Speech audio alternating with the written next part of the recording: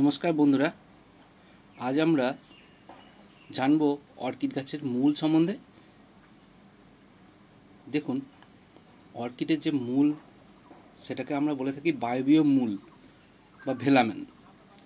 এগুলো গাছের থেকে এরকম বাতাসের মধ্যে ভেসে থাকে। দেখুন, এই যে নতুন মূলগুলো আমার বেরিয়েছে, এখানে অদ্ভুতভাবে আপনি দেখতে পাবেন যে একটা সাদা অংশ রয়েছে। সাধারণত এই অর্কিডের সব মূলই সাদা যে উপরে আবরণটা দেখা যায়, এটি কিন্তু অ্যাকচুয়ালি একটি ছত্রাকের আবরণ, এবং এই ছত্রাকগুলি বাতাসের ময়েশ্চার থেকে ময়েশ্চারটা কালেক্ট করে নিয়ে গাছকে সাপ্লাই করে থাকে।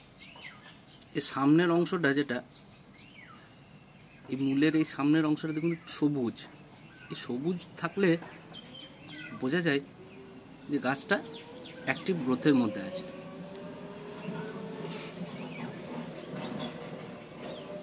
দেখুন, একটা অদ্ভুত বিষয়, এর পাশের গাছটি কি, এটা যখন আনা হয়েছিল, এটা একটা টপ কাটিং মুখারার। যখন আনা হয়েছিল এর মধ্যে কিন্তু খুব একটা মূল সেভাবে ছিল না। তো আমরা বাঁচানোর জন্য এখানে কিছু মস দিয়েছিলাম, যাতে কিছুটা জল ধরে রাখতে পারে এবং সেটা বাষ্প হলে পাশের ছোট ছোট যে মূলগুলো ছিল সেগুলো সারভাইভ করে যায়।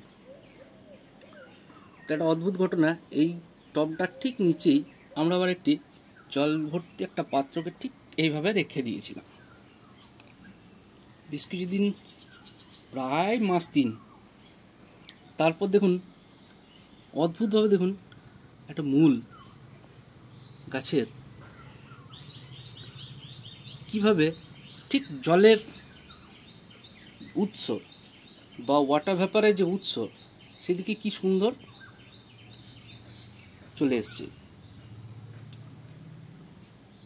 তো কখনই আমরা এরকমভাবে যে রুটগুলো বেরিয়ে আসছে বা অন্যদিকে চলে যাচ্ছে, এদেরকে কখনো ডিস্টার্ব করলে হবে না। মানে এদেরকে কখনো অন্যদিকে ঘুরিয়ে দেওয়ার চেষ্টা করলে হবে না। এরা নিজে নিজেই যেদিক থেকে জলের সোর্স পায় বা বাষ্পের সোর্স পায়, সেদিকেই নিজেদিকে নিয়ে যায়। অর্কিডের আরও একটা জিনিস, আমরা যখন গাছে স্প্রে করে জল দিই, তখন পুরো গাছটাকে যখন স্প্রে করে জল দিই, এই মূলগুলোকেও স্প্রে করে জল দিয়ে দিতে হয়। মূলগুলো দেখবেন একটু সবুজ রং ধরে নেবে।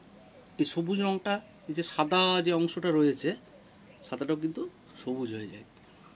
জল দেওয়ার পরে পরে আমরা কিছু খেয়াল করি না, সেটি হচ্ছে এই যে ছোট্ট জায়গাগুলো, অর্কিডের পাতার ফাঁকের এই কোলগুলো, এগুলোতে জল জমে থাকে। এই জলটা কিন্তু জমে থাকতে দিলে হবে না, এই জলটা কিন্তু বার করে দিতে হবে। এটা কোনো ওই ব্লোয়ার দিয়ে বা কোনো টিস্যু পেপার দিয়ে অ্যাবজর্ব করিয়ে নিয়ে জলটাকে বার করে দিতে হবে, তাহলেই এটা কিন্তু গাছটাকে নষ্ট করে দেবে। আরও কিছু জিনিস, যেমন ফার্টিলাইজার। যখন আমরা ফার্টিলাইজার দেবো গাছে, আমরা গাছটাকে যেমন জল দিয়ে স্প্রে করে নিই, তারপর আমরা গাছটিকে ফার্টিলাইজার দিই। এটা NPK 19 বা যেটাই দিই, আমরা কিন্তু গাছে ফার্টিলাইজারটা স্প্রে করে দেওয়া চলে ভালো, কিন্তু এই যে রুটগুলো রয়েছে ডপারের মাধ্যমে, এই রুটগুলোতেও কিছু কিছু সময় ফার্টিলাইজারটা দিলে ভালো। কারণ অনেক সময় হয় এই গরমের সময় গাছে ফার্টিলাইজার স্প্রে করলে পাতা নষ্ট হয়ে যেতে পারে।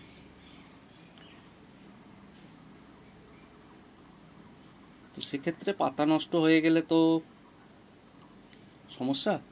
তাই সেক্ষেত্রে আমরা করি কি, গাছে স্প্রে করে দিই জল, এবং যখন কোনো ফার্টিলাইজার দিই, এই বিশেষ করে গরমের তীব্র দাবদাহের দিনে, তখন আমরা ওই শুদ্ধমাত্র মূল যে অংশগুলো, মূলটাকে বুঝে নিয়ে সেখানে ডপারের মাধ্যমে ওই 4 ফোঁটা 5 ফোঁটা এরকম ফার্টিলাইজার দিয়ে থাকি।